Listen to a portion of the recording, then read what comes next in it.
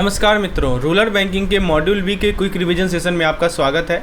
Basically quick revision session का मकसद ये है कि हम आपको हर एक इंपॉर्टेंट पॉइंट्स जितने उसको बुलेट फॉर्मेट में आपको मैं प्रस्तुत कर सकूं ताकि आप उसे क्विकली रिवाइज कर लें। तो फ्रेंड्स, इस वीडियो को अंतिम तक जरूर देखें क्योंकि इस वीडियो के माध्यम से आप सभी कंसेप्ट को जो कि मॉड्यूल बी से रिलेटेड हैं उसको आप लोग क्विकली रिवाइज कर पाएंगे। तो चलिए दोस्तों, आपने यदि मॉड्यूल ए के क्विक रिवीजन सेशन को नहीं देखा है तो डिस्क्रिप्शन में उसका लिंक अवेलेबल है। आज हम लोग मॉड्यूल बी को शुरुआत करते हैं अपने पहले कंसेप्ट के साथ। तो सबसे पहले बात करते हैं रूरल क्रेडिट सिस्टम के बारे में। राइट, अब देखिए यहाँ बताया जा रहा है कि कैसे कैसे अलग अलग इंस्टीट्यूशन है, जैसे STCSS, LTCCS, commercial bank, RRBs, local bank और माइक्रो फाइनेंस इंस्टीट्यूशन, ये सब के सब कैसे रूरल एरिया में क्रेडिट सपोर्ट प्रोवाइड करते हैं। राइट, तो सबसे पहले यहाँ पे की पॉइंट बताया जा रहा है कि कोऑपरेटिव क्रेडिट सिस्टम का इवोल्यूशन कैसे हुआ। तो इंडिया में कोऑपरेटिव क्रेडिट सिस्टम को CCS कहा जाता है। तो कोऑपरेटिव क्रेडिट सिस्टम जो है 1904 से स्टार्ट हुआ, 1904 से स्टार्ट हुआ, जब PACS यानी primary agriculture cooperative credit society, primary agriculture credit society बनाए गए रूरल फार्मर को सस्ता क्रेडिट देने के लिए। लिखा है ना, प्राइमरी एग्री क्रेडिट सोसाइटी बनाया गया रूरल फार्मर को सस्ता क्रेडिट देने के लिए। अब देखिए, यह सिस्टम 3 टियर में डिवाइड था। पहला था हमारा STCCS यानी स्टेट कोऑपरेटिव बैंक। यहाँ देखिए 3 सिस्टम में क्या क्या था, STCBs, DCCBs और PACS। STCB यानी स्टेट कोऑपरेटिव बैंक, DCCB यानी डिस्ट्रिक्ट कोऑपरेटिव बैंक और PACS जानते ही आप, प्राइमरी एग्रीकल्चर क्रेडिट सोसाइटी। तो अब थोड़ा सा हम बात कर लेते हैं एक कमेटी के नाम के बारे में आपको जानकारी दे देते हैं। तो यहाँ पे कमेटी का नाम आप देख सकते हैं, मैकलगन कमेटी 1914। तो इसने कोऑपरेटिव सिस्टम को एडवोकेट किया, एपेक्स बैंक को एडवोकेट किया। यदि हम स्टेट कोऑपरेटिव बैंक की बात करें यानी STCB की बात करें, यह बैंक स्टेट लेवल पर DCCB को कोऑर्डिनेट करता है।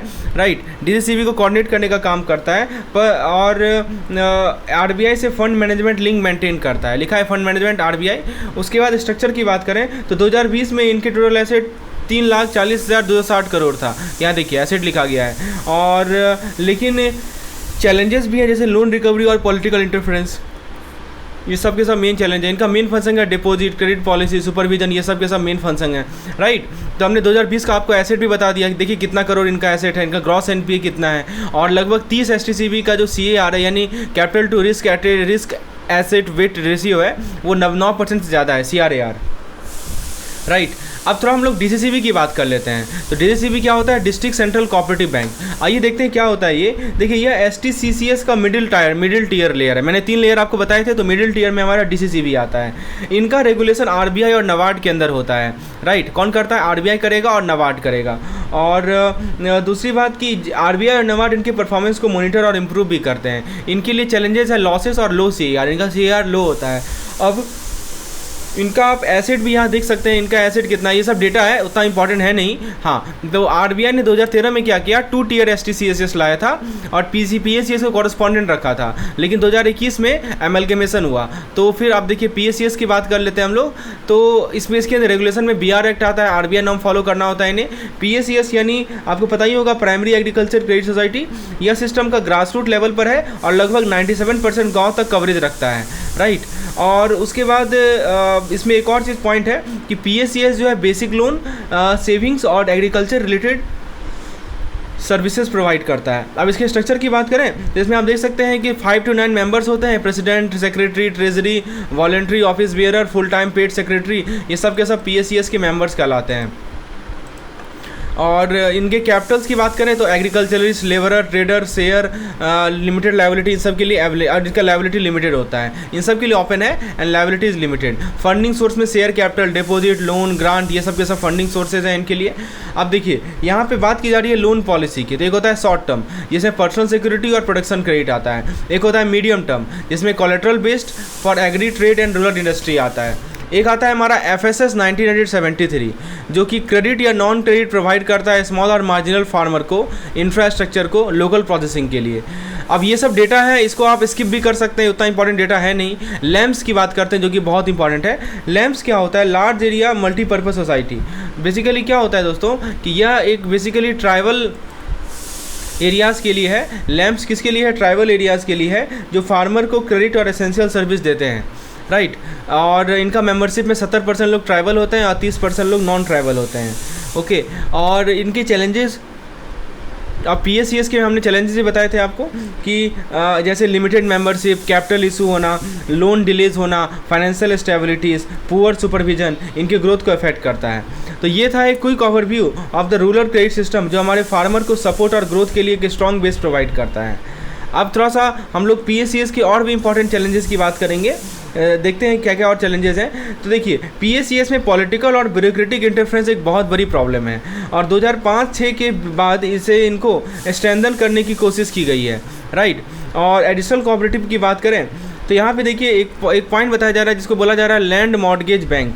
तो देखिए लैंड मॉर्टगेज बैंक का एग्जांपल मैं आपको बताऊँ, SCARDBS स्कार्प्स, यानी तो आप ले सकते हैं PCARDBS, राइट। तो यह बैंक पंजाब में 1920 से स्टार्ट हुए थे और अब लॉन्ग टर्म फार्मर लोन के लिए इम्पॉर्टेंट है, राइट। तो लॉन्ग टर्म फार्मर लोन के लिए बहुत इंपॉर्टेंट है। अब मैं आपको थोड़ा सा स्कार्प्स के बारे में समझाना चाहता हूँ। देखिए SCARDBS का 2020 में इसका देख सकते हैं आप कितना था, 31,180 करोड़ एसेट है, पर हाई NPA और लोन रिकवरी इशू भी है। देख सकते हैं 33% NPA है, लोन रिकवरी का भी इशूज़ है, ओवरड्यू लोन बहुत ज़्यादा है, पुअर लोन पॉलिसी है, ठीक है, ये सभी इनके इशूज़ हैं। तो यही बात यहाँ बताया जा रहा है। यहाँ कमेटी का नाम बताया जा रहा है वैद्यनाथन कमेटी। इन्होंने क्या किया, लीगल स्ट्रक्चरल चेंजेस को सजेस्ट किया, लार्जली जो कि अनइम्प्लीमेंट रहा, अभी तक इम्प्लीमेंट हुआ नहीं है, राइट। तो हमने देखा है दोस्तों, इसका नाम रखा गया स्कार्प्स, यानी state cooperative land development to स्कार्प्स। पहले ये नाम था, इसका नाम चेंज करके ये किया गया। ये agri productivity, non farmer financing, primary for agri investment credit, इसको बूस्ट करने के लिए इसका मेन रोल था ARDBS का, राइट। और इसका मैंने आपको वीकनेस ही बता दिया कि ऑल्दो इनका NPA बहुत ज़्यादा है, बहुत हाई परसेंटेज है, और इनका लोन भी बहुत ज़्यादा ओवरड्यू है, राइट। ये सभी इनके डिमेरिट्स हैं। उसके बाद आप यहाँ देख सकते हैं कि PCARDBS के इशू थे, मतलब 602 में से 350 जो है लॉसेस में चल रहे थे, लो रिकवरी था, इनका भी वही दिक्कत था, ठीक है, यही दिक्कत है इन दोनों में। तो बेसिकली ये भी की थे एग्री फाइनेंस के लिए, रूरल डेवलपमेंट के लिए और नीड रिस्ट्रक्चरिंग फॉर सस्टेनेबिलिटी। अब तो हम लोग बैंकिंग आउटलेट के बारे में बात करते हैं। तो विलेज में बैंकिंग एक्सेसिबिलिटी बढ़ाने के लिए पार्ट टाइम आउटलेट और अनबैंक्ड रूरल सेंटर में बैंकिंग रूल सिंप्लीफाई किए गए, राइट। तो देखिए क्या हो रहा है कि विलेज में एक्सेसिबिलिटी बनाना है, बैंकिंग एक्सेसिबिलिटी बनाना है, तो उसके लिए क्या किया गया, पार्ट टाइम आउटलेट बनाया गया, राइट। पार्ट टाइम आउटलेट बनाया गया और अनबैंक्ड रूरल सेंटर में क्या किया गया दोस्तों, बैंकिंग रूल सिंप्लीफाई किए गए हैं, राइट। तो यहाँ पे वही चीज़ बताया जा रहा है, part time banking outlet, unbanked rural centre. अब देखिए यहाँ पे ऑपरेट करता है 4 घंटा से कम एक दिन में, 5 घंटा से कम एक वीक में। अनबैंक्ड रूरल सेंटर में कोई ब्रांच या कोई आउटलेट की प्रेजेंस नहीं होती है। अब देखिए बैंकिंग आउटलेट का क्या रूल है कि कम से कम 4 घंटा एक दिन में तो चलेगा, एक वीक में 5 घंटा तो चलेगा ही चलेगा। Tier 1 से लेके 6 सेंटर और 25% जो है अनबैंक्ड रूरल में रहेगा, ठीक है। और उसके बाद एग्जाम्पशन है फिक्स पॉइंट BCs के लिए पार्ट टाइम आउटलेट, ये एग्जाम्पशन, ये एग्जाम्प्टेड है। अब देखिए एक और पॉइंट यहाँ बताया जा रहा है, SLBC, जो SLB state level banking committee होती है ना, वो क्या करती है कि वो अनबैंक्ड सेंटर को लिस्ट करती है और अप्रूवल प्रोवाइड करती है गवर्नमेंट बिजनेस शिफ्ट के लिए। अब देखिए रूरल और सेमी अर्बन शिफ्ट अप्रूवल के लिए DCC, डिस्ट्रिक्ट कंसल्टेटिव कमेटी और DLRC का हेल्प लेना पड़ता है। इसमें मोबाइल ब्रांच को एक्सक्लूड किया गया है, राइट। अब हम लोग अगले कंसेप्ट की ओर आगे बढ़ते हैं। आप यहाँ पे देख ही सकते हैं LAB होता है लोकल एरिया बैंक, जो कि 1996 में स्टार्ट हुआ था और जिनका फोकस था रूरल लैंडिंग पे फोकस था इनका। फिर हमारा कुछ आता है स्मॉल फाइनेंस बैंक। तो 2014 में स्टार्ट हुए स्मॉल फाइनेंस बैंक MSME और वीकर सेक्टर को फोकस करके 50% लोन प्रायोरिटी सेक्टर को देते हैं, ये ध्यान रखिएगा। कब लॉन्च हुआ, 2014 में लॉन्च हुआ। अब देखिए SFB के कुछ फीचर बताया जा रहे हैं। इनका रिटर्न ऑन एसेट बहुत ज़्यादा है, एसेट ग्रोथ होता है खासकर वेल बैंक एरिया में, और फंडिंग कॉस्ट भी हायर है। यदि पेमेंट बैंक की बात करें तो देखिए दोस्तों, पेमेंट बैंक एग्जांपल एयरटेल हो गया, पेटीएम हो गया, तो ये डिपॉजिट सर्विस दे सकते हैं, लैंडिंग नहीं दे सकते। आपको पता होगा ये केवल डिपॉजिट सर्विस देते हैं, नो लैंडिंग। यदि हम इन्वेस्टमेंट पॉलिसी की बात करें तो देखिए दोस्तों, यहाँ पे एक की पॉइंट मैं आपको बताना चाहूँगा, वो है 75% इनका इन्वेस्टमेंट गवर्नमेंट सिक्योरिटीज़ में होता है, बाकी जो है हमारा SCB डिपॉजिट में होता है। शेड्यूल कमर्शियल बैंक के डिपॉजिट में। केसीसी स्कीम की बात करें तो केसीसी स्कीम से फार्मर को प्रोडक्शन क्रेडिट और टाइमली पेमेंट पर इंसेंटिव मिलते हैं, ठीक है। तो ये इनका फ़ायदा है और 2016 से ये चल रहा है और इस इनिशिएटिव का एम है फार्मर इनकम को डबल करना, फार्मर का जो इनकम है उसको डबल करना ये महीने में। और स्कीम्स हैं जैसे कि पीएम किसान, ठीक है, और एग्री इंफ्रास्ट्रक्चर फंड, ये सब के सब स्कीम्स हैं जो कि केसीसी के अंदर लग रहे हैं। फिर आता है हमारा फिर इसके बाद आता है हमारा BSBDA 2005 में लॉन्च हुआ। देखिए आप बुक में पढ़ने जाएंगे ना, एक एक टॉपिक पे आपको एक एक पेज में, आधा पेज में कंटेंट मिलेगा। मैंने उसी में से क्या किया है, शॉर्ट किया है आपके लिए कंटेंट, ताकि आप मेन पॉइंट पे फोकस कर सकें। BSBDA 2005 में लॉन्च हुआ।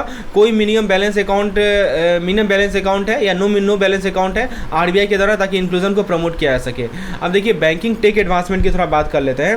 तो ब्रांच इन अ बॉक्स जो कि बायोमेट्रिक इनेबल्ड होता है रूरल एरियाज के लिए। इसमें इनोवेशन क्या क्या आ गया आप देख सकते हैं, CBS आ गया, CTS आ गया, RTGS आ गया, NEFT आ गया, राइट। ये सब के सब क्या है, इनोवेशन आ चुके हैं। और दोस्तों एक और पॉइंट मैं बताना चाहता हूँ, टेक्नोलॉजी और डिजिटल बैंकिंग इनोवेशन। तो डिजिटल आप देख सकते हैं दोस्तों कि डिजिटल और रूरल बैंकिंग में काफ़ी एडवांसमेंट हो गया है। ICICI ने क्या किया है, डिजिटल विलेज प्रोजेक्ट लॉन्च किया है, देख सकते हैं आप डिजिटल विलेज। और उसके बाद RBI UPI NEFT जैसे सर्विस प्रमोट कर रही है। आज रूरल बैंकिंग का फोकस है हर गाँव को डिजिटली इनेबल करना। जैसे आपको पता होगा UPI 123 पे, ठीक है, ये जानकारी आपको होना चाहिए कि एक पेमेंट है UPI 123 पे। तो इससे क्या होता है कि यहाँ देखिए लिखा जा रहा है UPI 123 पे। इससे क्या होता है कि आप फीचर फ़ोन से भी जो है ट्रांजैक्शन कर सकते हैं IVR के माध्यम से, इंटरैक्टिव वॉइस रिस्पॉन्स के माध्यम से, राइट। चलिए अब थोड़ा हम लोग बात कर लेते हैं RBI के इंफ्रास्ट्रक्चर इनिशिएटिव के बारे में, आइए डिस्कस करते हैं।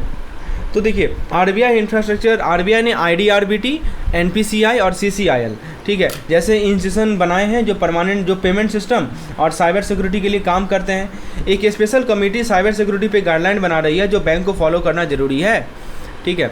तो ये हमें ध्यान रखना है। थोड़ा हम PPI के बारे में बात कर लेते हैं, जो कि होता है प्रीपेड पेमेंट इंस्ट्रूमेंट। एक होता है हमारा 3 तरह के PPI होते हैं। क्लोज PPI का मतलब अपने ही प्रोडक्ट या सर्विस के लिए कैश विड्रॉल अलाउड नहीं है, ठीक है। पहले ये होता किसके लिए है, अपने सर्विस या अपने गुड्स एंड सर्विस के लिए होता है, और इसके अंदर कैश विड्रॉल आपको अलाउड नहीं है। दूसरा आता है सेमी क्लोज इसलिए नाम रखा गया है क्योंकि कैश विड्रॉल अलाउड नहीं है और अपने सिस्टम के लिए, इसलिए क्लोज कहा गया है। सेमी क्लोज का मतलब क्या हुआ, सेमी क्लोज का मतलब ये हुआ कि सिर्फ डेजिग्नेटेड मर्चेंट है, कुछ डेजिग्नेटेड मर्चेंट है उनके लिए बनाया गया है, और सिर्फ कैश विड्रॉल यहाँ पे अलाउड नहीं है। सेमी क्लोज इसीलिए, सेमी मतलब कि आधा, तो कैश विड्रॉल यहाँ अलाउड नहीं है, लेकिन हाँ कुछ मर्चेंट के लिए ये क्या है, एलिजिबल है, वैलिड है। और फिर ओपन PPI में क्या होता है कि परचेज और कैश विड्रॉल दोनों पॉसिबल है, किसी को भी इसमें कोई रिस्ट्रिक्शन नहीं है, इसलिए इसका नाम ओपन रखा गया। थर्ड पार्टी सर्विस मिलता है। तो ये आपको याद रहेगा PPI के बारे में 3 मेन पॉइंट हमने डिस्कशन की। अब थोड़ा बात कर लेते हैं फाइनेंशियल इंक्लूजन के इनिशिएटिव की। तो देखिए सबसे पहले प्रधानमंत्री जनधन योजना और मोबाइल बैंकिंग के जरिए फाइनेंशियल इंक्लूजन को प्रमोट किया गया, तो 2 चीज़ है। उसके बाद दोस्तों आधार DBT से डायरेक्ट ट्रांसफ़र पॉसिबल हो गए। आधार DBT पता ही होगा आपको, POS एंड डिजिटल ट्रांजेक्शन ही पता होगा। का एक FIF माइक्रो ATM और सोलर पावर प्रोजेक्ट के लिए सपोर्ट प्रोवाइड करता है। अब एक है प्रधानमंत्री फसल बीमा योजना जो कि 2016 से स्टार्ट हुई थी। यह crop insurance scheme natural calamities, paste attack और सोइंग इशूज़ को कवर करती है, ठीक है। और इसके प्रीमियम रेट्स भी लो हैं, इसके काफ़ी देख सकते हैं, खरीफ में 2% है और रबी में 1.5% है। क्लेम को और एफिशिएंट बनाने के लिए टेक्नोलॉजी यूज होती है। एलिजिबिलिटी के लिए नोटिफाइड क्रॉप एरियाज़ ये सब के सब दिए रहते हैं। उसके बाद कवरेज की बात करें तो disaster, pest, 25% indemnity for sowing issue और 14 डेज पोस्ट हार्वेस्ट पीरियड। एक है RBWCIS, यानी यह स्कीम बेसिकली यह weather based crop insurance scheme है। WBCIS का मतलब weather based crop insurance scheme rural area. तो यह स्कीम वेदर बेस्ड लॉसेस को यील्ड प्रॉक्सी के तौर पर देखती है और 45 दिन में क्लेम सेटल करती है, ठीक है। और फिर कोकोनट फार्मर के लिए भी एक CPIS स्कीम है, राइट। तो जो उनको पर पाल्म लॉस कवर प्रोवाइड करता है। गवर्नमेंट का कंट्रीब्यूशन 50% है, स्टेट का कंट्रीब्यूशन 25% है और फार्मर का कंट्रीब्यूशन 25% होता है। अब एक UPIS होता है। UPIS मल्टीपल इंश्योरेंस ऑफर करता है, जैसे क्रॉप, लाइफ और ट्रैक्टर इंश्योरेंस ऑफर करता है। Micro insurance low income group के लिए रिस्क प्रोटेक्शन प्रोवाइड करता है, राइट। लेकिन अवेयरनेस और हाई एडमिन कॉस्ट इसके बड़े बड़े चैलेंजेस हैं, राइट। अब देखिए, एक है हमारा इसके डिलीवरी मॉडल में partner agent, provider driven, full service और कम्युनिटी बेस्ड होता है। चैलेंजेस क्या क्या है? अवेयरनेस इशू चैलेंजेस है, हाई एडमिन कॉस्ट और लैक ऑफ क्लेम डेटा। अब एक है राष्ट्रीय स्वास्थ्य बीमा योजना RSBY, तो BPL फैमिली के लिए एनुअली 30,000 का कवर प्रोवाइड करती है और इसमें ट्रांसपोर्ट अलाउंस और प्री एग्जिस्टिंग कंडीशन कवर होता है। सो फ्रेंड्स, KCC फार्मर को फ्लेक्सिबल और low cost credit option provide करता है। पोस्ट हार्वेस्ट और हाउस होल्ड नीड के लिए भी क्रेडिट एक्सेस अब अपडेट किया गया है। आप देख सकते हैं KCC का मेन पर्पज़ क्या है? Post harvest, marketing, household need, farm maintenance. और इसके एलिजिबिलिटी के लिए यदि हम बात करें तो देखिए, इसमें एक पॉइंट है, जैसे कि आप यहाँ देख सकते हैं कि KCC की एलिजिबिलिटी के लिए owner cultivator, tenants, lessee, share cropper, SHG, JLG member, ये सब के सब एलिजिबल हैं इसके लिए। और आप ये देखिए, न्यूमेरिकल पूछा जाता है क्रेडिट लिमिट में, राइट। तो इसमें न्यूमेरिकल पूछा जाता है, तो आपको पता होना चाहिए कि कितना कैसे इसको कैलकुलेट किया जाता है। जैसे फर्स्ट ईयर निकालना है तो crop finance into area plus 10% for post harvest और household plus 20% maintenance plus insurance. और ये तो पहला साल के लिए। और दूसरा से लेकर 5वां साल के लिए जो क्रेडिट लिमिट होता है वो first year limit plus 10% cost escalation plus term loan. तो ये आपको ध्यान रखना है, ओके। तो इसमें इंटरेस्ट सबवेंशन की भी बात की जा रही है, जैसे कि 2% इंटरेस्ट सबवेंशन और प्रॉम्प्ट पेमेंट पे 1% एक्स्ट्रा इंसेंटिव भी है इसमें।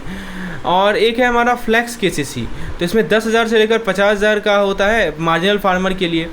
और एक होता है रुपए KCC, जो कि इंटर ऑपरेबल डेबिट कार्ड के फॉर्मेट होता है। और 2018-19 में जो एक्सटेंशन किया गया, including working capital for animal husbandry और फिशरी, राइट। तो ये सभी चीज़ हमें देखनी है। KCC की एलिजिबिलिटी आप यहाँ देख सकते हैं कि KCC के एलिजिबल है owner, cultivator, tenant, lessee, share cropper, SHG, JLG के मेंबर। यह scheme mainly crop production, post harvest need और वर्किंग कैपिटल के लिए है। लिमिट आप यहाँ देख सकते हैं, crop finance into area plus 10% for post harvest और household plus 20% for maintenance plus insurance, right. अब MPL जो है उसमें 5th ईयर के लिए है, इसमें लोन लिमिट और प्लस जो है लॉन्ग टर्म लोन होता है। एक होता है फ्लैक्स KCC, जिसमें 10,000 से लेकर 50,000 की लिमिट मार्जिनल फार्मर के लिए है। एक होता है रुपए KCC, जो कि 2012-13 के लिए है। यह डेबिट कार्ड इंटर ऑपरेबल है और 2018-19 का एक्सटेंशन है ये। अब एनिमल हस्बेंड्री और फिशरीज़ के लिए भी वर्किंग कैपिटल का ऑप्शन है और गवर्नमेंट का बेनिफिट मिलता है इसमें। KCC होल्डर को प्रधानमंत्री किसान और पेंशन स्कीम का बेनिफिट भी मिलता है। अब देखिए, अगले स्लाइड में इंटरेस्ट सबवेंशन की बात की जा रही है, तो यहाँ देखिए interest subvention and prompt repayment initiative. तो एलिजिबल फार्मर को 7% इंटरेस्ट और टाइमली रिपेमेंट पे एक्स्ट्रा इंसेंटिव मिलता है। और फिर उसके बाद पोस्ट हार्वेस्ट लोन स्कीम की बात कर लेते हैं थोड़ा, तो 7% पर एनम और इंटरेस्ट सबवेंशन भी मिलता है। सिक्योरिटी के लिए WDRA एक्रेडिटेड NWR पे 75% प्रोड्यूस वैल्यू का लोन मिलता है। यूजेस पीरियड की बात करें तो देखिए, यूजेस पीरियड में क्या है कि यह लोन हार्वेस्ट के बाद सैंक्शन होता है और मार्केटिंग सीजन के अंदर रीपे करना होता है, ठीक है। तो हार्वेस्ट के बाद सैंक्शन होगा और repayable with in the marketing season, तो मार्केटिंग सीजन के अंदर रिपेबल होगा। अब देखिए, नबार्ड रिफाइनेंस और स्पेशल केसेस। अब जरा हम लोग नबार्ड रिफाइनेंस और स्पेशल केसेस की बात कर लेते हैं, अगले स्लाइड में चलते हैं। तो नबार्ड क्या करता है? आपको रिफाइनेंस प्रोवाइड करता है, पता होगा आपको। और कॉर्पोरेट किसको प्रोवाइड करता है? तो कोऑपरेटिव बैंक और RRB को प्रोवाइड करता है। और क्रॉप के लिए कैश क्रेडिट प्रोवाइड करता है। हिली एरियाज़ और नॉर्थ ईस्ट फार्मर को क्या देता है ये के लिए कुछ रिलैक्सेशन भी है इसमें eligibility, compliance, CRAR, credit, NPS सब के सब एलिजिबिलिटी है। रिलैक्सेशन दिया गया है हिली और नॉर्थ ईस्ट एरिया में। और calamity relief, convert to medium term, 1 से ज़्यादा साल का मोरेटोरियम होता है यहाँ पे। अब एग्रीकल्चर के लिए टर्म लोन की बात करें तो KCC के लिए के term loan land development, irrigation और इक्विपमेंट के लिए हैं, ठीक है। तो KCC का जो टर्म लोन होता है वो किसके लिए होता है? तो लैंड डेवलपमेंट के लिए होता है, area development, banking, integrated scheme, ये सब के लिए होता है। और यह लोन इसके बाद दोस्तों इक्विपमेंट के लिए दिए जाते हैं, रिपेमेंट कैपेसिटी की बेसिस पे दी जाती हैं। और यह लोन 18 महीना से ज़्यादा के होते हैं और कैपिटल इंटेंसिव भी होते हैं। KCC और post harvest loan scheme agriculture finance को और भी एक्सेसिबल और फार्मर फ्रेंडली बनाते हैं, राइट। तो और दूसरी बात की एग्रीकल्चर अलाइड के लिए 18 से ज़्यादा महीना के लिए होता है, कैपिटल इंटेंसिव है। एग्रीकल्चर स्कीम के टाइप्स आप देख सकते हैं, area development, banking, integrated scheme. अब हम बात करेंगे प्रोजेक्ट फाइनेंसिंग के बारे में। तो प्रोजेक्ट फाइनेंसिंग के टाइप्स होते हैं, जैसे कि आप यहाँ देख सकते हैं area development project, program financing और लास्टली है इंडिविजुअल ओरिएंटेड प्रोजेक्ट। अब इसके की लोन डिटेल्स के बारे में डिस्कस करेंगे। तो देखिए, प्रोजेक्ट आउटले में कैपिटल एक्सपेंस जैसे लैंड, कंस्ट्रक्शन और इक्विपमेंट आता है, ये आउटले में आता है कैपिटल एक्सपेंस। फिर उसके बाद है हमारा की लोन डिटेल। तो की लोन डिटेल में हमारा प्रोजेक्ट मैंने आपको बताया कि प्रोजेक्ट आउटले में कैपिटल एक्सपेंस जैसा लैंड, कंस्ट्रक्शन और इक्विपमेंट आता है। लोन का अमाउंट यदि आपको निकालना है तो कॉस्ट में से मार्जिन मनी माइनस कर दीजिए। रिपेमेंट ऑप्शन में आपके पास बुलेट रिपेमेंट, इक्वेटेड और ग्रेडेड मेथड्स होते हैं। यदि हम सिक्योरिटी और एलिजिबिलिटी की बात करें तो देखिए, लोन के लिए क्रेडिट वर्दिनेस, रिपेमेंट हिस्ट्री और रिस्क कैपेसिटी बहुत ज़रूरी है। सिक्योरिटी के लिए आरबीआई का नॉर्म्स फॉलो किया जाता है, स्पेशली स्मॉल और मार्जिनल बोरोवर के लिए। अब हमारे पास कुछ माइनर इरिगेशन स्ट्रक्चर्स हैं। यहाँ पे क्या होता है कि मेन डगवेल, बोरवेल और पाइपलाइन आती है जो सॉइल और वाटर टेबल के अकॉर्डिंगली सेलेक्ट किया जाता है। एक होता है हमारा लिफ्ट इरिगेशन सिस्टम, यहाँ पंप के थ्रू वाटर को ग्रेविटी या हाइड्रोलिक से डिस्ट्रीब्यूट किया जाता है बेस्ड ऑन टोपोग्राफी और फार्म साइज, जिसको हम लोग बोलते हैं लिफ्ट इरिगेशन सिस्टम। एक होता है स्प्रिंकलर सिस्टम, यहाँ पे क्या होता है कंट्रोल्ड वाटर एप्लीकेशन। यह सिस्टम क्रॉप की ज़रूरत के हिसाब से कंट्रोल्ड वाटर एप्लीकेशन देते हैं। फिर एक आता है हमारा सॉइल एंड वाटर कंजर्वेशन, यानी लैंड डेवलपमेंट के लिए फाइनेंसिंग ऑप्शन है जिसमें लेवलिंग, शेपिंग, ड्रेनेज का सपोर्ट मिलता है। फिर आता है फार्म मैकेनाइजेशन, लैंड लेवलिंग और कंट्रोल बंड, इसको देख लीजिए। फार्म मैकेनाइजेशन का मेन गोल है प्रोडक्टिविटी और कॉस्ट रिडक्शन, और इस इंडिया का पावर टारगेट है 4 किलोवाट पर हेक्टेयर बाय 2030। और मैकेनाइजेशन से लेबर रिडक्शन होता है और रूरल जॉब क्रिएट्स होते हैं। और फिर हॉर्टिकल्चर और प्लांट क्रॉप के बारे में अगले स्लाइड में बात करते हैं, हॉर्टिकल्चर एंड प्लांटेशन। तो देखिए, इसमें क्या क्या आता है, इसमें फ्रूट, स्पाइसेस, टी, कॉफ़ी जैसे क्रॉप्स आते हैं जो रूरल इकोनॉमी और एक्सपोर्ट के लिए इंपॉर्टेंट हैं। इंडिया के बारे में बात करें तो ग्लोबली सेकेंड रैंक होल्ड करता है फ्रूट्स और वेजिस प्रोडक्शन में। फ्लोरिकल्चर एक्सपोर्ट की बात करें तो 2019-20 का डेटा है, इंडिया का फ्लोरिकल्चर एक्सपोर्ट 541.61 करोड़ का था, मेनली यूएसए, नीदरलैंड, जर्मनी में। और ये बात हमें ध्यान रखनी है। अब थोड़ा सा हम लोग मेडिसिनल प्लांट के बारे में बात करेंगे। तो इंडिया में 6000 से ज़्यादा स्पीसीज़ हैं, मेडिसिनल प्लांट स्पीसीज़ हैं, जिसमें से 80% जो है वाइल्ड सोर्स है, लेकिन 10% स्पीसीज़ जो हैं वो एक्सटिंक्शन के रिस्क पर हैं। इसलिए नेशनल ये लिखा है ना NMPB होता है national medical plant board, 75% subsidy offer करता है कंजर्वेशन के लिए। अब यहाँ पे एक पॉइंट है रूरल गोडाउन स्कीम के बारे में।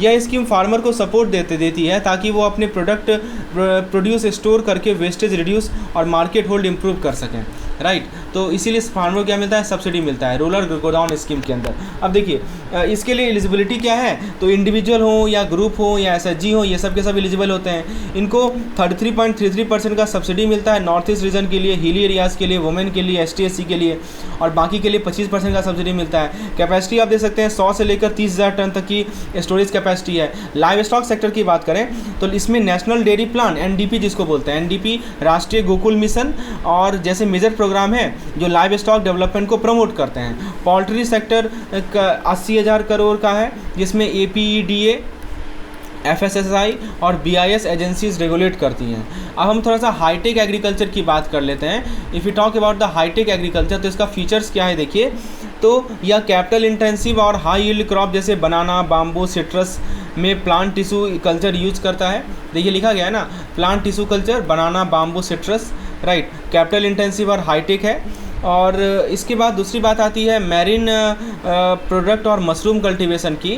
तो यहाँ देखिए, मशरूम फार्मिंग प्रॉफिटेबल है और मैरीन प्रोडक्ट जैसे प्राउन और श्रिम्प का भी एक्सपोर्ट पोटेंशियल है, राइट। तो ये देख सकते हैं प्राउन और श्रिम्प की बात की जा रही है। यदि क्रेडिट सपोर्ट की बात करें तो देखिए, agriculture, fisheries, live stock sectors को फाइनेंस करने में रिस्क हाई होता है, लेकिन गवर्नमेंट का सपोर्ट यहाँ पे अवेलेबल है। साथ ही हाइजीन मीट प्रोडक्शन के लिए हाईटेक एबेटर्स भी सेटअप हो रहे हैं। फिर हम बात करें एक्सपोर्ट पोटेंशियल की, तो फ्रूट और वेजीज का एक्सपोर्ट मार्केट बड़ा है और कॉरपोरेट भी इसमें इन्वेस्ट कर रहे हैं, राइट। फाइनेंसिंग चैलेंजेस की बात करें तो यहाँ देख सकते हैं आप, agriculture term loan government support मिलता है, ये बड़ा रिस्क है। और उसके बाद दोस्तों रूरल डेवलपमेंट के कुछ ऑर्गेनाइजेशन का मैं आपको नाम बता, जैसे DICs है, तो क्रेडिट और मार्केट गाइडेंस देती है, उन्हें 1979 में एस्टेब्लिशमेंट हुआ। SIDO यानी स्मॉल स्केल इंडस्ट्री कंसल्टेंसी और ट्रेनिंग प्रोवाइड करता है। फिर NIES BUD ये क्या करता है, एंटरप्रेन्योरल ट्रेनिंग और प्रोग्राम के लिए डेडिकेटेड है। तो ये 3 चीज़ याद रखिएगा, DICS, SIDO और NIES BUD। रूरल डेवलपमेंट के लिए का फोकस कहाँ पे है, तो एक रूरल डेवलपमेंट का फोकस है नॉन फार्म ग्रोथ पे और लेबर फोकस है, ठीक है। तो ये बात हमें ध्यान रखनी है। एक होता है RNFS यानी रूरल नॉन फार्म सेक्टर। 1999 2012 में रूरल नॉन फार्म जॉब में 12% ग्रोथ हुई है, specially states like Jammu and Kashmir, Goa and Punjab में। इनकम में भी शिफ्ट आया है, राइट।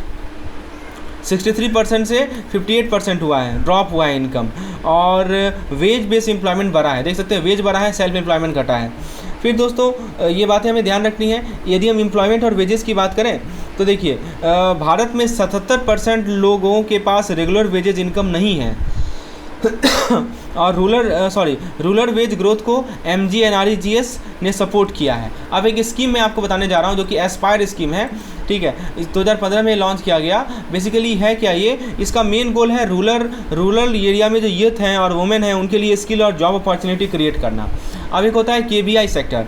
KVI होता है खादी और विलेज इंडस्ट्री। तो KVIC के प्रोग्राम जैसे कि आपका REGP, PMEGP low cost employment provide करते हैं और 150 लाख से ज़्यादा लोगों को रोजगार मिलता है KVIC के अंदर। उसके बाद आता है हमारा प्रधानमंत्री एम्प्लॉयमेंट गारंटी प्रोग्राम।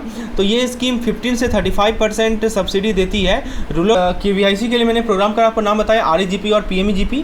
PMEGP में 15 से लेकर 35% सब्सिडी देती है रूरल और अर्बन सेल्फ एम्प्लॉयमेंट के लिए, और बैंक क्रेडिट 60 से लेकर 75% के रेंज में अवेलेबल है with repayment up to 7 years and no collateral is required. ये PMEGP के बारे में बात हो गई। अब हम स्फूर्ति की बात करते हैं। तो देखिए स्फूर्ति ट्रेडिशनल आर्टिसन को सस्टेनेबल सपोर्ट प्रोवाइड करता है और यहाँ पे KVICs है और कॉयर बोर्ड है, इसमें एक्टिव रोल प्ले करता है। KVIC खादी क्लस्टर के लिए और कॉयर बोर्ड कॉयर के लिए। ISCC की बात करें तो देखिए KVIC वर्किंग कैपिटल लोन पे 4% कंसेशनल इंटरेस्ट ऑफर करता है।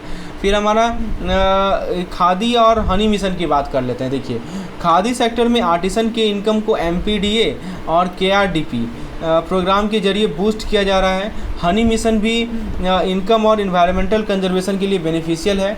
यदि हम हैंडलूम सेक्टर की बात करें तो आप यहाँ देख सकते हैं कि यह सेक्टर 43.31 लाख वीवर्स को एम्प्लॉयमेंट देती है, मोस्टली वुमेन को, और एक्सपोर्ट आप 353.9 मिलियन तक पहुँच गया है, जिसमें असम और नॉर्थ ईस्ट स्टेट लीड करता है। NSDP के अंदर स्किल अपग्रेड और प्रोडक्ट डेवलपमेंट को प्रमोट किया गया है। यदि हम फाइनेंशियल असिस्टेंट की बात करें तो इसमें 2 करोड़ पर BLC, यानी BLC क्या होता है, BLC होता है हमारा ब्लॉक लेवल क्लस्टर को BLC बोलते हैं, और 50 लाख डिस्ट्रिक्ट डाई हाउस के लिए है, ठीक है। मार्केटिंग सपोर्ट की बात करें तो देखिए यहाँ पे एक है वीवर मुद्रा स्कीम। तो 6% इंटरेस्ट पे लोन और 10,000 मार्जिन मिलता है हर वीवर को। फिर एक है इंडियन हैंडलूम ब्रांड। तो हाई क्वालिटी और इको फ्रेंडली प्रोडक्ट के लिए सर्टिफिकेशन देती है ये इंडियन हैंडलूम ब्रांड। यदि हम ई कॉमर्स और अर्बन हाट की बात करें तो यहाँ पे आप देख सकते हैं कि 23 ई कॉमर्स प्लेटफॉर्म के थ्रू अब वीवर्स डायरेक्टली ऑनलाइन अपने प्रोडक्ट सेल कर सकते हैं, और अर्बन हाट मेजर सिटीज़ में डायरेक्ट सेल्स और मार्केटिंग सपोर्ट प्रोवाइड करते हैं। यदि हम बात करें मेगा हैंडलूम क्लस्टर की तो यहाँ पे आप देख सकते हैं कि हैंडलूम क्लस्टर के लिए इंफ्रास्ट्रक्चर और स्किल अपग्रेड प्रोवाइड किए गए हैं to improve productivity and employment, right. तो ये चीज़ हमें ध्यान रखनी है। अब हम लोग आगे बढ़ते हैं और डिस्कस करते हैं नेक्स्ट कंसेप्ट को, जो कि बेस्ड है पब्लिक प्राइवेट पार्टनरशिप और रिवाइवल पैकेज। सॉरी फ्रेंड्स, देखिए ये क्या है कि यह पार्टनरशिप से रूरल आर्टिसन को मार्केट रीच मिलता है, और कुछ स्कीम जैसे कि लोन वेवर हो गया और कोऑपरेटिव को क्रेडिट उनके फाइनेंशियल इश्यूज रिजॉल्व करते हैं। फिर बात करते हैं हम लोग हैंडलूम सेक्टर की कुछ स्पेशल स्कीम की, जैसे कि यार्न सप्लाई स्कीम। तो यहाँ पे सब्सिडाइज यार्न मिलता है ताकि कॉस्ट कम हो, और फ्रीट चार्जेस का भी रिम्बर्समेंट यहाँ पे होता है। फिर आता है हमारा वीवर वेलफेयर। तो वीवर वेलफेयर स्कीम में देखिए लाइफ और डिसेबिलिटी इंश्योरेंस दिया जाता है। फिर एक स्कीम का मैं आपको नाम बताता हूँ जिसका नाम है संत कबीर अवार्ड, याद रखिएगा ये बहुत इंपॉर्टेंट अवार्ड है। तो यह अवार्ड उन एक्सेप्शनल वीवर को दिया जाता है जो हैंडलूम हेरिटेज को अलाइव रखते हैं। फिर एक आता है हैंडलूम रिफाइनेंस स्कीम। तो RBI यहाँ कोऑपरेटिव बैंक को सपोर्ट करते हैं ताकि वर्किंग कैपिटल आसान हो। हैंडलूम सेक्टर की बात करें तो यह सेक्टर रूरल इकोनॉमी के लिए इंपॉर्टेंट है, जहाँ handmade wooden, metal, textile product बनते हैं, लेकिन मशीन मेड गुड्स से टफ कंपटीशन है। और फिर मैंने आपको अवार्ड के बारे में बताया, ये प्राइस सब्सिडी मिलता है, संत कबीर अवार्ड है। और इसमें दोस्तों एक्सपोर्ट भी सिग्निफिकेंट है, जैसे मेजर मार्केट इसमें US, UK, UAE, जर्मनी, ये सब के सब हैं। फिर सपोर्ट इंफ्रास्ट्रक्चर में craft council of India, S सेवा, फैब इंडिया, आर्टिसन, ये आर्टिसन को प्रमोट करते हैं। फिर एक आता है हमारा क्वाइट सेक्टर, ठीक है। तो इसमें सबसे पहला चीज़ आता है हमारा इनोवेशन। मैं आपको क्वाइट सेक्टर के बारे में समझाता हूँ। यहाँ पे देख सकते हैं क्वाइट सेक्टर के बारे में बात की जा रही है। Okay, we will discuss it. इससे पहले मैं कोहन्स के बारे में बता देता हूँ। देखिए, एपेक्स बॉडी है जो कि क्राफ्ट पर्सन के राइट और मार्केट एक्सेस को सपोर्ट करता है। इसमें निफ्ट, NIFT, मुद्रा, सिडबी, ये सब के सब इंस्टीट्यूशन हैं जो सपोर्ट करते हैं इसे। और अब थोड़ा सा मैं आपको क्वाइट सेक्टर के बारे में ले चलता हूँ, बाकी चीज़ें तो इतना इंपॉर्टेंट है नहीं। देखिए, इसमें क्या बताया जा रहा है कि रूरल एरिया में मोस्टली वुमेन के लिए एक एम्प्लॉयमेंट सोर्स है, ठीक है। और 2200 करोड़, ठीक है, तो 2200 करोड़ तक एक्सपोर्ट हुआ है इसमें।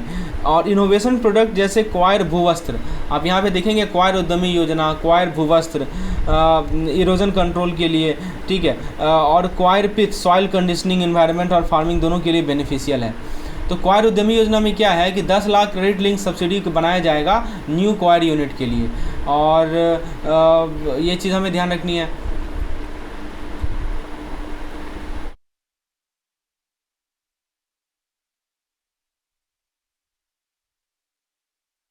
फिर आप देख सकते हैं क्वायर इंडस्ट्री टेक अपग्रेडेशन, यहाँ पे देखिए लिखा गया ना, टेक्नोलॉजी अपग्रेडेशन स्कीम। मतलब इसमें क्या होता है, इस स्कीम से इको फ्रेंडली प्रोडक्शन को बूस्ट मिलता है। क्वायर उद्यमी योजना, यहाँ अप टू 10 लाख तक सब्सिडी दिया जाता है नए क्वायर यूनिट इस्टेब्लिश करने के लिए। तो ये सभी चीज़ें हमें ध्यान रखनी है। फिर स्किल अपग्रेडेशन की बात कर लेते हैं अगले स्लाइड में। देखिए, स्किल अपग्रेडेशन एंड महिला क्वायर योजना, इसमें क्या है कि क्वायर वर्कर को ट्रेनिंग मिलता है, स्पेशली वुमेन को एंटरप्रेन्योरशिप और प्रोडक्ट वैरायटी बढ़ाने में मदद मिलती है। एक्सपोर्ट प्रोडक्शन और डोमेस्टिक प्रोडक्शन, एक्सपोर्ट प्रोडक्शन में MSME को फाइनेंसिंग सपोर्ट दिया जाता है, राइट, इंटरनेशनल फेयर में पार्टिसिपेट करने के लिए। और डोमेस्टिक प्रोडक्शन में शोरूम और एग्जीबिशन के लिए लोकल सेल बढ़ाई जाती हैं। थोड़ा हम बात कर लें सेरीकल्चर, और सेरीकल्चर सेक्टर के लिए कुछ स्पेशल हाइलाइट्स हैं यहाँ पे। जैसे यहाँ पे आप देख सकते हैं एम्प्लॉयमेंट एंड प्रोडक्शन।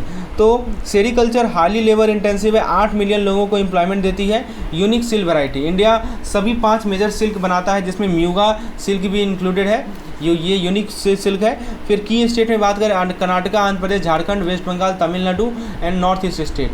अब देखिए कुछ सपोर्ट प्रोग्राम है जैसे कि CSB क्या होता है, CSB होता है सेंट्रल सिल्क बोर्ड, रिसर्च और क्वालिटी कंट्रोल के लिए 1948 में इस्टेब्लिश हुआ था CSB। इसमें कुछ ऑर्गेनाइज सेक्टर होते हैं, कुछ ऑर्गेनाइज सेक्टर होते हैं, आपको पता ही होगा इसके बारे में, राइट। उसके बाद हमारा आता है integrated scheme for silk industry, मतलब कि यह स्कीम सीड क्वालिटी और टेक्निकल सपोर्ट पर फोकस करती है ताकि सिल्क प्रोडक्शन में एफिशिएंसी बढ़े। टेक्निकल एस्पेक्ट की बात करें तो इसमें एक पॉइंट याद रखिएगा, मैं आपको ले चलता हूँ CSIR और NRDC की तरफ, ठीक है। तो यहाँ देखिए CSIR और NRDC ये इंपॉर्टेंट है, इसको देख लीजिए।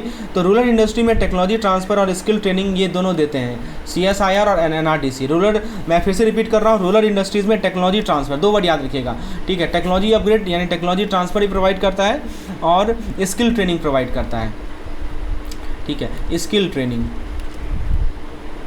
राइट। अब एक MSME मिनिस्ट्री की बात कर लेते हैं, और उससे पहले हमने CAPART के बारे में बात की जो कि हमारे सोशियो इकोनॉमिक डेवलपमेंट को हेल्प करता है स्किल एंड टेक्नोलॉजी सपोर्ट के साथ। MSME की मिनिस्ट्री की बात करें तो देखिए इंफ्रास्ट्रक्चर और स्किल डेवलपमेंट के लिए ग्रांट और ट्रेनिंग प्रोवाइड किया जाता है, ठीक है, मिनिस्ट्री ऑफ MSME के द्वारा। एक आता है हमारा RNFS यानी रूरल नॉन फार्म एक्टिविटीज़। तो यह ऑफ फार्म एम्प्लॉयमेंट क्रिएट करने में हेल्प करती है, क्या क्या क्रिएट करने में हेल्प करती है, ऑफ फार्म एम्प्लॉयमेंट, राइट। और इंफ्रास्ट्रक्चर और पार्टनरशिप के लिए रूरल जॉब और इकोनॉमिक ग्रोथ पे फोकस करती है। एक तरफ है हमारा KVIC और एक तरफ है हमारा VSI, ठीक है। देखिए यह सेक्टर को नॉन फार्म और सस्टेनेबल एम्प्लॉयमेंट अपॉर्चुनिटी के लिए सपोर्ट करते हैं। KVICs और VSI जो है, VSI आप यहाँ देख सकते हैं, ये दोनों के दोनों क्या करते हैं कि नॉन फार्म और सस्टेनेबल एम्प्लॉयमेंट अपॉर्चुनिटी के लिए सपोर्ट करते हैं। अब थोड़ा हम लोग SME सेक्टर की बात कर लेते हैं, ठीक है। तो देखिए SME सेक्टर के बारे में कुछ की पॉइंट्स यहाँ बताए जा रहे हैं। SME कम कैपिटल में लोकल रिसोर्सेज और स्किल यूज करके इकोनॉमी को बूस्ट करता है, ठीक है, और एम्प्लॉयमेंट क्रिएट करते हैं स्पेशली रूरल और अर्बन एरिया में अपलिफ्टमेंट के लिए। मतलब हमारे पास कम रिसोर्स है, उसके माध्यम से हम लोग जॉब क्रिएशन और इकोनॉमिक ग्रोथ को ड्राइव करते हैं। अब देखिए इससे क्या होता है कि गवर्नमेंट और RBI का सपोर्ट भी बहुत ज़रूरी है। MSME के लिए मल्टीपल स्कीम और पॉलिसीज़ है जो सिडबी अब देखिए इसका ये आपको नाम पता होगा सिडबी। तो सिडबी जैसे इंस्टीट्यूशन के जरिए बेनिफिट देती है। क्रेडिट रिक्वायरमेंट यहाँ इंपॉर्टेंट रोल प्ले करता है ताकि ग्रोथ और इनोवेशन हो सके। अब आपको MSMED एक्ट के बारे में पता होगा, अब आपको वो भी पता होना चाहिए कि इसका लिमिट्स क्या क्या है, स्मॉल सेक्टर का, मीडियम सेक्टर का और स्मॉल मीडियम इंटरप्राइज का।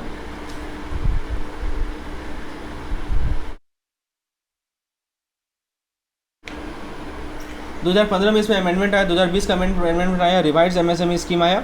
फिर आता है सेक्टर का ग्रोथ का इकोनॉमिक रोल और लीगल फ्रेमवर्क। यहाँ देखिए वही बताया जा रहा है, सेक्टर इकोनॉमिक रोल या लीगल फ्रेमवर्क। तो एमएसएमई का ग्रोथ और कॉम्पिटिटिवनेस के लिए लीगल सपोर्ट दिया जाता है, और कोविड के बाद सेक्टर को रिवाइव और एक्सपेंड करने के लिए डेफिनेशन को भी अपडेट किया गया। अब सवाल है क्रेडिट की ज़रूरत क्या है। तो एमएसएमई के लिए क्रेडिट बहुत ज़रूरी है। क्रेडिट चाहे वो एसेट हो, ऑपरेशन हो, मार्केटिंग हो, एचआर हो, या फंडिंग रिसोर्स में बैंकिंग, क्रेडिट एजेंसी और एनबीएफसी भी आते हैं। तो ये था एक क्विक ओवरव्यू ऑफ एमएसएमई और उनके लिए गवर्नमेंट सपोर्ट का रोल।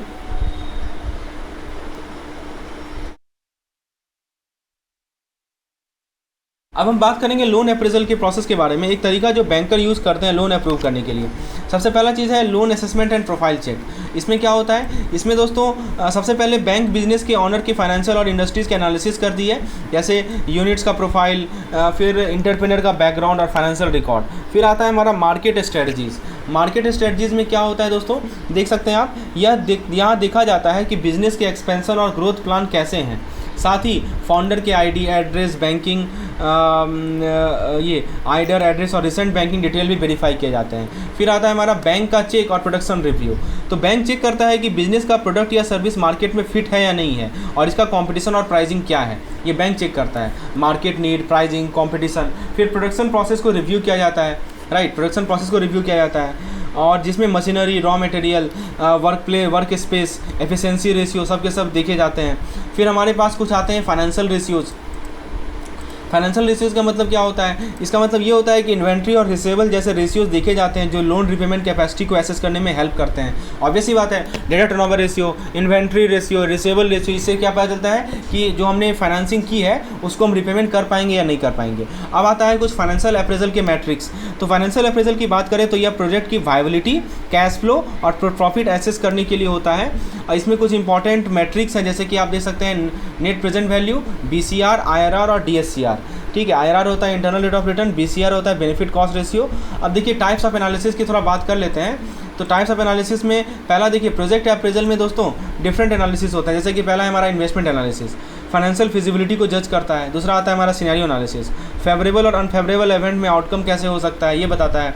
फिर आता है हमारा रिस्क एनालिसिस, की वेरिएबल और रिस्क प्रेडिक्ट करता है। फिर आता है हमारा सोशल और एनवायरमेंटल एनालिसिस, तो प्रोजेक्ट का सोशल और एनवायरमेंटल इफेक्ट पर क्या इंपैक्ट होगा, ठीक है, वो बताता है हमें। तो ये था लोन और फाइनेंसिंग अप्रेजल का शॉर्ट ओवरव्यू जो बैंक काम में लाते हैं और लोन एप्लीकेशन को एसेस करने में, राइट। चलिए आगे बढ़ते हैं और हम डिस्कस करेंगे इन्वायरमेंटल कॉम्प्लायंस और एमएसएमई सेक्टर के सपोर्ट और लोन प्रोटोकॉल के बारे में जो स्मॉल बिजनेस को ग्रो करने में काफ़ी हेल्प करते हैं। आइए देखते हैं। सबसे पहले बैंक क्रेडिट प्रोटोकॉल। तो देखिए सीपीसीबी का रोल आपको पता ही होगा कि सीपीसीबी इंडिया में central pollution control board harmful industry product पर चेक करती है, और आरबीआई के प्रोटोकॉल के हिसाब से ऐसे इंडस्ट्री को क्रेडिट डिनाई किया जा सकता है जो एनवायरनमेंट पर बुरा असर डालती है। अब देखिए बैंक क्रेडिट प्रोटोकॉल, तो इसमें पहला आता है लोन नोट, यानी हर लोन एप्लीकेशन का एक स्टैंडर्ड फॉर्मेट है ताकि डॉक्यूमेंटेशन कंप्लीट हो। फिर आता है टर्नओवर मेथड, तो 5 करोड़ तक का working capital loan turnover basis पर दिया जा सकता है। फिर आता है हमारा MPBF, maximum permissible bank finance, तो assessment for larger borrower, bill discounting, तो bill discounting and non fund facility, basically LC backed bill का लिमिट और आरबीआई के नॉर्म्स के अकॉर्डिंग एलसी गारंटी जैसे फैसिलिटीज़ दिए जाते हैं यहाँ पे। अब देखिए एमएसएमई का सेक्टर सपोर्ट और लोन प्रोटोकॉल है, जिसमें पहला आता है हमारा MSERS। ये देखिए, तो सिडबी बैंक और फाइनेंशियल इंस्टीट्यूशन को रिफाइनेंस ऑफर करता है एमएसएमई क्रेडिट बढ़ाने के लिए। तो एमएसएमई क्रेडिट को बढ़ाना है तो सिडबी क्या करता है, रिफाइनेंस एड प्रोवाइड करता है बैंक और फाइनेंशियल इंस्टीट्यूशन को। अब देखिए मेक इन इंडिया फंड, तो इसमें मेक इन इंडिया फंड है और एक स्माइल फंड है, दो तरह का फंड है।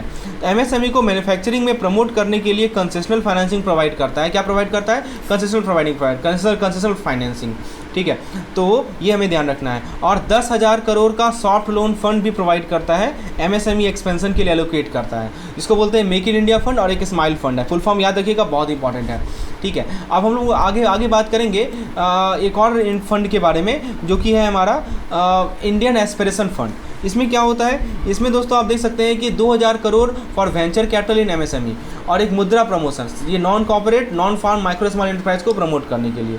मुद्रा योजना आप जानते ही होंगे, नॉन कॉर्पोरेट और नॉन फार्म से बिजनेस को अप टू 10 लाख तक लोन मिल सकता है बिना कोलेट्रल के और बिना प्रोसेसिंग फ़ी के बिना। अब देखिए PMMY जो कि प्रधानमंत्री मुद्रा योजना है, 10 लाख का मिलता है, no collateral no processing fee.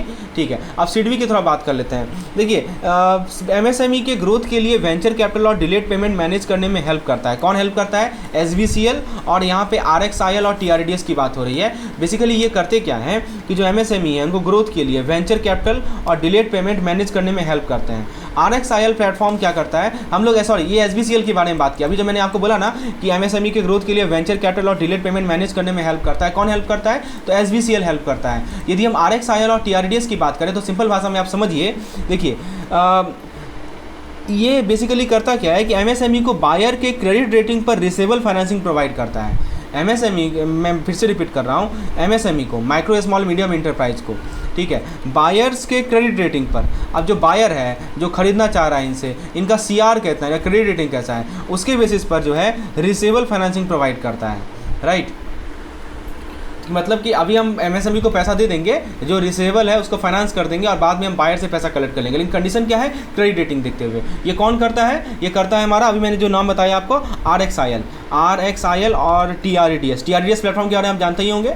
ठीक है, ट्रेड रिसेबल डिस्काउंटिंग सिस्टम होता है जिसमें MSME को फाइनेंसिंग की जाती है। किसकी फाइनेंसिंग की जाती है? ऑब्वियसली MSME को रिसेबल फाइनेंसिंग की जाती है बायर्स के क्रेडिट रेटिंग, क्रेडिट वर्दिनेस के बेसिस पर। राइट, अब देखिए एक RBI का ना एक स्कीम है जो कि प्रायोरिटी सेक्टर लैंडिंग और बैंक पॉलिसी से रिलेटेड है। पहला है MSME प्रायोरिटी। बैंक के लिए MSME को प्रायोरिटी लैंडिंग कैटेगरी में इंक्लूड करना मैंडेटरी है। 60% लैंडिंग जो है माइक्रो इंटरप्राइज के लिए टारगेट होता है और एटलीस्ट एक MSME फोकस ब्रांच हर डिस्ट्रिक्ट में ओपन होना जरूरी है। ठीक है, वही चीज़ कर रहा है, एटलीस्ट 1 MSME फोकस ब्रांच पर डिस्ट्रिक्ट। अब थोड़ा बैंक पॉलिसीज़ और ऑपरेशन की बात कर लिया जाए तो देखिए यहाँ पे की पॉइंट है कि सिंगल विंडो और वर्किंग कैपिटल सपोर्ट। ठीक है, तो यहाँ पे देखिए सिंगल विंडो ये क्या होता है, ज़रा देखिए इसके बारे में। 1 करोड़ तक का कंपोजिट लोन एक ही विंडो से अवेलेबल है MSME एंटरप्रेन्योर के लिए। MSME एंटरप्रेन्योर के लिए 1 करोड़ का कंपोजिट लोन एक ही विंडो से अवेलेबल है, याद रखिएगा। ठीक है, अब बात कर लेते हैं हम लोग। तो हमने अभी तक इन्वायरमेंटल कॉम्प्लाइंस और MSME सेक्टर के लोन सपोर्ट का शॉर्ट ओवरव्यू आपको बताया। चलिए आगे बढ़ते हैं और हम लोग अब बात करेंगे उन इनिशिएटिव और सपोर्ट मेजर के बारे में जो MSME सेक्टर को ऑपरेशनली और फाइनेंशियली स्ट्रेंथन करते हैं। जैसा कि आप यहाँ देख सकते हैं cluster based lending. MSME sector के स्पेसिफिक नीड को मीट करने के लिए क्लस्टर बेस्ड लैंडिंग को रिकमेंड किया गया। अब देखिए इंटरेस्ट रेट और कोलेटरल फ्री लोन के बारे में आइए डिस्कस करते हैं। सिंपल सी बात है, देखिए इंटरेस्ट रेट डिरेगुलेट हो चुकी है बेस्ड ऑन MCLR। डिरेगुलेट समझते हैं ना कि अब रेगुलेशन में नहीं है, बैंक रेगुलेट नहीं करती है, सॉरी RBI रेगुलेट नहीं करती, बैंक रेगुलेट करते हैं और वो MCLR के बेसिस पे डिसाइड होती है। और फिर कोलेटरल फ्री लोन, यानी 10 लाख तक के लोन के लिए कोई कोलेटरल की रिक्वायरमेंट नहीं है। MSME के लिए मैंने आपको बताया था, माइक्रो स्मॉल जो हमारा ये स्कीम होता है आपको पता होगा, शिशु किशोर और तरुण। उसके बाद दोस्तों सपोर्टिव मेजर की बात करें, एक कमेटी के बारे में मैं आपको बताना चाहूँगा। इससे पहले देख लीजिए financial literacy, credit rating, guidance booklet, इसको आप स्किप भी कर सकते हैं। अब एक कमेटी का बहुत इंपॉर्टेंट कमेटी है, इसका नाम है UK सिन्हा कमेटी, याद रखिएगा बहुत इंपॉर्टेंट है। MSME सेक्टर इशूज़ को एड्रेस करने के लिए एक एक्सपर्ट कमेटी बनाई गई थी, UK सिन्हा कमेटी। बहुत सारी कमेटी को हमने ऑलरेडी डिस्कस कर रखा है, आप उसको प्लीज़ गो थ्रू करें। आपको यदि इसकी PDF की रिक्वायरमेंट है तो मुझे आप इस नंबर पर व्हाट्सएप कर सकते हैं, नंबर ये है। ठीक है, तो हमने ये PDF हमारे कैप्सूल कोर्स का पार्ट है, आप कैप्सूल कोर्स को अवेल कर सकते हैं। डिस्क्रिप्शन में इसका लिंक अवेलेबल है जिसमें आपको सारे पॉइंट्स कवर किए जा रहे हैं शॉर्ट फॉर्मेट में। अब देखिए NBFC की ऑन लैंडिंग स्कीम की बात करते हैं, ऑन लैंडिंग रिस्ट्रक्चरिंग की बात करते हैं। यहाँ पे की पॉइंट को नोटिस कीजिए। देखिए NBFC के थ्रू MSME को 20 लाख तक का प्रायोरिटी लैंडिंग और GST रजिस्टर्ड MSME के लिए एक बार का रिस्ट्रक्चरिंग ऑप्शन दिया गया है। फिर से रिपीट कर रहा हूँ, NBFC के थ्रू MSME को, तो NBFC के थ्रू किसको मिल रहा है? MSME को क्या मिल रहा है? 20 लाख तक का प्रायोरिटी लैंडिंग और GST रजिस्टर्ड MSME के लिए एक बार का रिस्ट्रक्चरिंग ऑप्शन दिया गया है। यानी जो GST रजिस्टर्ड MSME है उनको एक बार का रिस्ट्रक्चरिंग ऑप्शन दिया गया है, ये NBFC करती है। MSME लोन पर जनवरी 2020 से जुलाई 2020 तक CRR एग्जम्पशन दिया गया था जो एडिशनल क्रेडिट सपोर्ट प्रोवाइड करता था। अब गवर्नमेंट ऑफ इंडिया की इनिशिएटिव क्या है MSME सेक्टर के डेवलपमेंट के लिए? तो पहला है TRDS। तो TRDS लॉन्च हुआ टाइमली पेमेंट के लिए और 2020-21 में इनवॉइस फाइनेंसिंग ऐप आ गए जो डिलेड पेमेंट को रिड्यूस करते हैं। Sorry friends. उसके बाद आता है MSME का रजिस्ट्रेशन कहाँ होता है? उद्योग आधार से शिफ्ट करते हुए उद्यम रजिस्ट्रेशन इंट्रोड्यूस किया गया जो इन्वेस्टमेंट और टर्नओवर पे बेस्ड क्लासिफिकेशन प्रोवाइड करता है। फिर आता है हमारा एस्पायर प्रोग्राम। तो देखिए रूरल एंटरप्रेन्योरशिप को प्रमोट करने के लिए और लाइवलीहुड बिजनेस इंडिकेटर, यहाँ पे LBI आप देखेंगे एक वर्ड लिखा हुआ है, livelihood business incubator, livelihood business incubator भी इस्टेब्लिश किए गए हैं। अब एक होता है हमारा LMCS क्या होता है? LMCS होता है हमारा लीन मैन्युफैक्चरिंग। क्या होता है? लीन मैन्युफैक्चरिंग।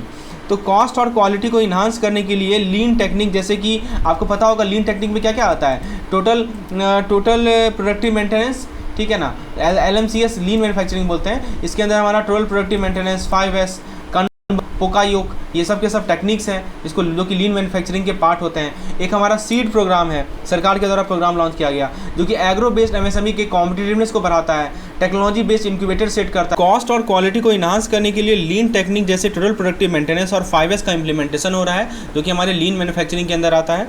तो ये थे कुछ इंपॉर्टेंट इनिशिएटिव और सपोर्ट मेजर जो MSME सेक्टर को ग्रो करने में मदद करती है। अब आगे बात करते हैं हम लोग की फंडिंग और सपोर्ट स्कीम जो MSME और कोर इंडस्ट्री के ग्रोथ के लिए लॉन्च किया गया। जैसे कि आप देख सकते हैं एडिशनल फंडिंग की बात की जा रही है। स्टार्टअप और इंक्यूबेशन के आइडियाज़ के लिए 3 लाख तक और सीड कैपिटल में 1 करोड़ तक का सपोर्ट दिया जा सकता है, जो अर्ली स्टार्टअप वेंचर के लिए बहुत हेल्पफुल है। उसके बाद दोस्तों गवर्नमेंट ऑफ इंडिया का क्या क्या स्कीम है कोर इंडस्ट्री और MSME डेवलपमेंट के लिए, आइए देखते हैं। पहला है हमारा कोर विकास योजना। तो ये क्या होता है? इंटरनेशनली फेयर में कोर एक्सपोर्टर जिनका टर्नओवर 2 करोड़ से कम हो उनको फाइनेंशियल एड मिलता है। फिर कोर उद्यमी योजना, कोर प्रोडक्शन अपग्रेड करने के लिए 40% सब्सिडी, 55% बैंक लोन और 5% contribution for project up to 10 lakh. 10 lakh के प्रोजेक्ट के लिए ऑफर प्रोवाइड करती है, 40% सब्सिडी देती है, 55% बैंक लोन प्रोवाइड करती है। एलिजिबिलिटी की बात करें तो देखिए 18 से ज़्यादा एज होना चाहिए और कोई इनकम सीलिंग नहीं होना चाहिए और SHG NGO को भी कवर करता है। यदि हम ट्रेनिंग और स्किल डेवलपमेंट की बात करें तो देखिए EDIs जैसे कि NIES BUD मैंने आपको पहले बताया है और NIM SME, तो इसमें इंफ्रास्ट्रक्चर फंडिंग 150 लाख तक, ठीक है, और 50 से 60 पर trainee per hour for training support, 50 से 60 रुपया, ठीक है, 50 रुपीज़ पर training per hour and 60 rupees in NER ANN Andaman and Nicobar and Lakshadweep, ये फाइनेंशियल असिस्टेंस मिलते हैं। अब एक स्कीम के बारे में हम बात करेंगे जो कि है CLCSS, credit link subsidy, credit link capital subsidy scheme. देखिए टेक्नोलॉजी अपग्रेड के लिए 15% subsidy up to 15 lakh linked with term loan. तो टर्म लोन से लिंक 15% सब्सिडी मिलता है 15 लाख तक के लोन के लिए। और एक आता है हमारा MSME क्लस्टर डेवलपमेंट प्रोग्राम। तो ये क्या होता है? तो बेसिकली इंडिया भर में MSME क्लस्टर के लिए सपोर्ट प्रोवाइड करता है। ये क्लस्टर सर मैंने आपको बताया था क्लस्टर बेस्ड फंडिंग होता है यहाँ पे। एक होता है CGS यानी क्रेडिट गारंटी स्कीम। तो देखिए CGS अब 200 लाख यानी 2 करोड़ तक की क्रेडिट फैसिलिटी को कवर करता है। CGS expanded to cover credit facility up to 2 crore. अब देखिए CGTMSE का कवरेज क्या है? तो यहाँ पे लोन अप टू 2 करोड़ के लिए कोलेटरल या थर्ड पार्टी गारंटी की ज़रूरत नहीं है, राइट। और ये बात हमें ध्यान रखनी है। फिर गारंटी कवरेज की देखिए बात करते हैं तो गारंटी कवरेज में 50% से लेकर 85% तक जो है defaulted loan with cumulative guarantee approval reaching 30.3 rupees lakh crore. यह स्कीम और फंडिंग ऑप्शन MSME के लिए काफ़ी सपोर्ट और ऑपरेशनल फ्लेक्सिबिलिटी प्रोवाइड करती है, जो सेक्टर के लॉन्ग टर्म ग्रोथ के लिए बेनिफिशियल है।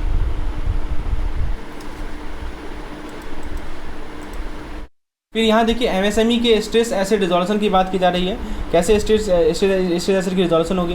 तो पहले है कि वॉलंटरी इनिशिएशन यानी MSME अप्लाई कर सकते हैं यदि पोटेंशियल बिजनेस या डेप्ट इशू फेस कर रहे हैं। एप्लीकेशन यानी सबमिट कीजिए बैंक को या कमिटी को। कमिटी का मीटिंग जो है 5 दिन के अंदर होगा ताकि CAP ला सके। CAP होता है करेक्टिव एक्शन प्लान। और फिर कमिटी का स्ट्रक्चर की बात करें तो इसके अंदर regional bank head, MSME credit officer, MSME expert और स्टेट रिप्रेजेंटेटिव होते हैं। कंसोर्टियम अकाउंट की बात करें तो कंसोर्टियम अकाउंट में सारे लेंडर्स इन्वॉल्व होते हैं जो कि कमिटी में रिप्रेजेंट किए गए हैं। फिर आता है नोटिफिकेशन एंड रिप्रेजेंटेशन।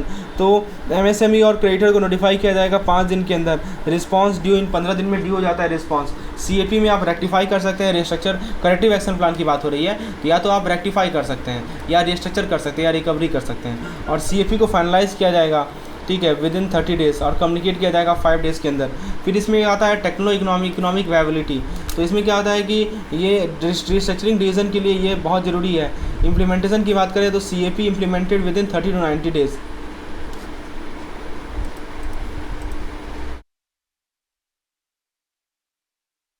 अब यहाँ पे कुछ इकोनॉमिक एनालिसिस के कुछ की पॉइंट बताए जा रहे हैं। पहले इसका ऑब्जेक्टिव क्या है? इसका ऑब्जेक्टिव है optimize capital for maximum national income growth. Project cycle की बात करें तो देखिए 5 स्टेजेस होते हैं। पहला होता है आइडेंटिफिकेशन, प्रिपरेशन, अप्रेजल, इम्प्लीमेंटेशन और इवैल्यूएशन। इसमें आप देख सकते हैं कि असेसमेंट क्राइटेरिया क्या क्या होता है। तो असेसमेंट क्राइटेरिया के लिए सबसे पहले सोशल इम्पैक्ट हम चेक करते हैं, फिर यानी रीजनल ग्रोथ क्या है, फिर एम्प्लॉयमेंट क्या है, इनकम डिस्ट्रीब्यूशन कैसा है, फाइनेंशियल एस्पेक्ट चेक करते हैं, पॉलिसी गोल को चेक करते हैं।